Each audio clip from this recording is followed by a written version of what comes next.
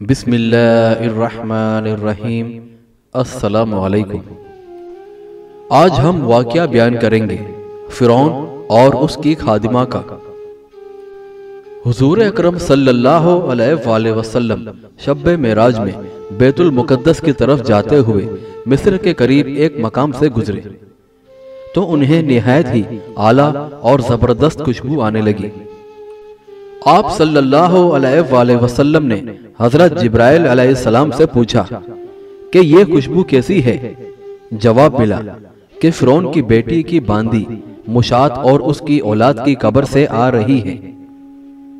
پھر حضرت جبرائیل علیہ السلام نے اس کا قصہ بیان کیا کہ مشاط فرعون کی بیٹی کی خادمہ تھی اور وہ خفیہ طور پر اسلام لا چکی تھی۔ ایک دن فرعون کی لڑکی کو کنگھی کرتے ہوئے اس کے ہاتھ سے اتفاقاً کنگھی گر پڑی۔ وہ اٹھانے لگی تو اس کی زبان سے بے ساختہ بسم اللہ نکل گیا۔ اس پر شہزادی نے کہا کہ تو نے آج عجیب کلمہ بولا، رب تو میرا باپ ہی ہے، تو پھر تم نے یہ کس کا نام لیا ہے؟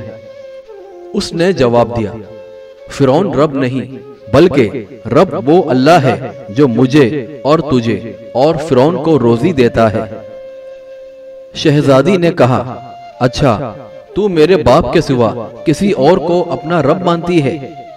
اس نے جواب دیا، ہاں میرا، تیرا اور تیرے باپ کا رب اللہ ہی ہے۔ شہزادی نے اپنے باپ سے یہ بات کہی۔ وہ سخت غضبناک ہوا اور اسی وقت اسے دربار میں بلاوا بھیجا اور کہا، کیا تو میرے سوا کسی اور کو اپنا رب مانتی ہے؟ اس نے کہا کہ میرا اور تیرا رب اللہ تعالیٰ ہی ہے جو بلندیوں اور بزرگی والا ہے۔ فرعون نے اسی وقت حکم دیا کہ تانبے کی جو گائے بنی ہوئی ہے اس کو خوب تپایا جائے، اور جب بالکل آگ جیسی ہو جائے تو اس کے بچوں کو ایک ایک کر کے اس میں ڈال دیا جائے، آخر میں خود اسے بھی اسی میں ڈال دیا جائے۔ چنانچہ وہ گرم کی گئی۔ جب آگ جیسی ہو گئی تو حکم دیا کہ اس کے بچے کو ایک ایک کر کے اس میں ڈالنا شروع کرو۔ اس نے کہا، بادشاہ ایک درخواست میری منظور کرو، وہ یہ کہ میری اور میرے ان بچوں کی ہڈیاں ایک ہی جگہ ڈال دینا۔ اس نے کہا، اچھا تیرے کچھ حقوق ہمارے ذمے ہیں اس لیے یہ منظور ہے۔ اس کی دونوں بچیاں اس کی آنکھوں کے سامنے اس میں ڈال دی گئی اور وہ فوراً جل کر راکھ ہو گئے۔ پھر سب سے چھوٹے کی باری آئی جو ماں کی چھاتی سے لگا ہوا دودھ پی رہا تھا۔ فرعون کے سپاہیوں نے اسے گھسیٹا تو اس نیک بندی کی آنکھوں تلے اندھیرا چھا گیا۔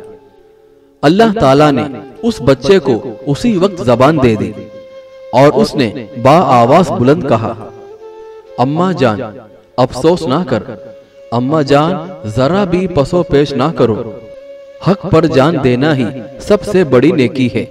چنانچہ انہیں صبر آ گیا، اس بچے کو بھی آگ میں ڈال دیا گیا اور آخر میں ان کی ماں کو بھی آگ میں جلا کر مار دیا۔